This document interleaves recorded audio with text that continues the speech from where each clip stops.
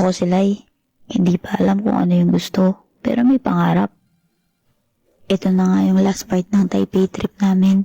Away last part na nakakapagod kaya.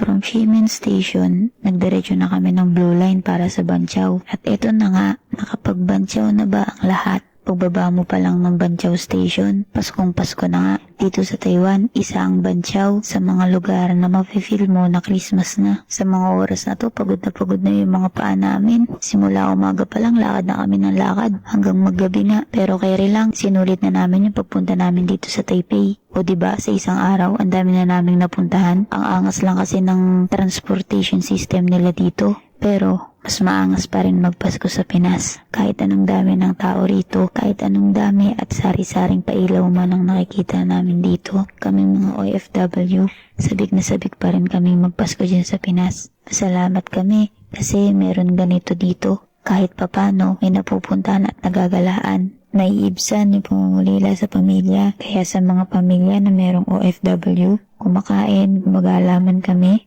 Isa lang po yun para mawala yung homesick. Anyways, ba't ba tayo malungkot? Magpapasko na. Kaya sa mga mahal ko po dyan sa Pinas, Merry Christmas and Happy New Year. Sana po masaya kayo. Feeling vlogger. So, yun lang. Bye-bye.